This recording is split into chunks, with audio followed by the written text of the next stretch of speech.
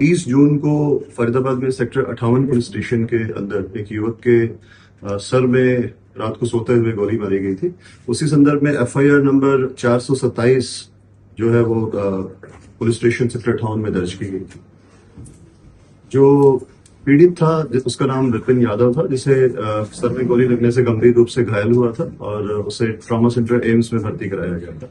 इलाज के दौरान 2 और 3 जुलाई की रात को जो है उसकी मृत्यु हो गई और उसी संदर्भ में जो हत्या की धाराएं हैं उसमें धारा 103 VNS सबसेक्शन 1 जो है वो जारी किया गया और जो आरोपी है जिसका नाम विजय है उसे इसी मामले के अंदर क्राइम ब्रांच 56 जो है उसकी टीम के द्वारा, सब इंस्पेक्टर नरेश जिसके इंचार्ज है, इनकी टीम के द्वारा आरोपी को गिरफ्तार किया गया है। आरोपी को गिरफ्तार करने के बाद जब उससे पूछताछ की गई है तो जो हत्या का जो कारण निकल करके सामने आया है वो ये है कि जो मृतक है उसका आरोपी की जो पत्नी है उसके साथ प्रेम संबंध काफी लंबे समय से थे और उसने बार बार उस चीज के ऊपर ऑब्जेक्शन किया, लेकिन उसके बाद भी वो लोग लगातार साथ रह रहे थे और फिर इसने इस चीज को प्लान किया।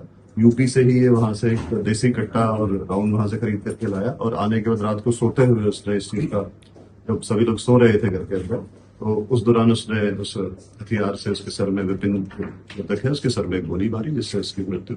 कहाँ का रहने वाला है? तो पहले भी कोई क्रिमिनल रिकॉर्ड है क्या इसका?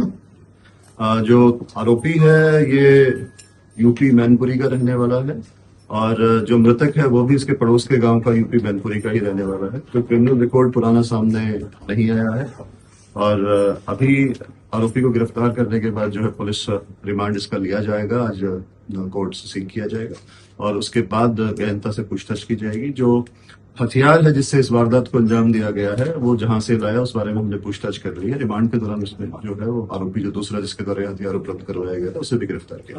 आरोपी किस तरीके से पीछा कर रहा था और लगातार कि ये कमरा बदल के वहां रह जाता है राहुल का? जी, जो आरोपी है अपनी पत्नी के साथ यूपी मैनपुरी में रहता था। उसके बाद ये यहाँ पे राजीव कॉलोनी के अंदर रहने के लिए आ गए थे। यहाँ एक कमरा लिया था, पास में एक फैक्ट्री में काम करने लगे थे। लेकिन जो मृतक था वो यहाँ भी इनके पीछे पहुंच गया था, यहीं पे अब इनके साथ ही रहने लगा था आरोपी की पत्नी के साथ और काफी समझाने के बाद भी जब वो लोग अलग नहीं हुए तो आरोपी ने ये कदम जो है उठाया। सर, इसने अकेले वारदात को अंजाम दिया, कोई और भी साथी इसका? नहीं, इसने अकेले ही इस मामले को अंजाम दिया है, कोई और इसके साथ शामिल नहीं था। सर, ये इसमें क्या इसकी पत्नी की साजिश रही है कुछ?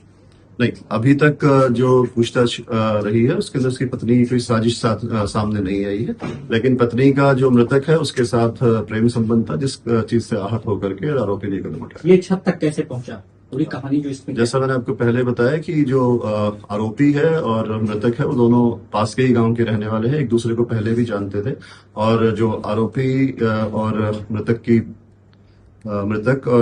पत्नी एक ही घर में उस दिन मौजूद थे और वो वहीं पे ही एक ही साथ रुके हुए थे। रात को जब सोए हुए थे तो आरोपी के द्वारा इस मामले को अंजाम दिया गया। ये सर कितने समय से उस कॉलोनी में ये भी रह रहा था, कुछ पता चला? हाँ जी, जो मृतक है और आरोपी की पत्नी यहाँ पे जून के महीने में ही लगभग 20 दिन पहले यहाँ से यहाँ पे आकर के शिफ्ट हुए थे। उससे पहले ये 7 साल से यूपी मैनपुरी में रहते थे। जो आरोपी है इसकी यूपी मैनपुरी के अंदर ही एक चिकन शॉप है और यहाँ पे एक सेक्टर 58 के अंदर टिफिन बनाने की कंपनी है जिसके अंदर इसकी धर्मपत्नी और मृतक जो है वो काम कर रहे थे। अवैध हथियार जो था उसके साथ कुछ जी, मैंने आपको बताया कि वहां से जो वेपन लेकर के आया था वो हमने आइडेंटिफाई कर लिया है। जहां इसने असला छुपाया है उन्हें रिमांड के दौरान रिकवर किया जाएगा। माननीय न्यायालय से इसका पुलिस रिमांड सीख करके फिर रिमांड के दौरान ये रिकवरी की जाएगी।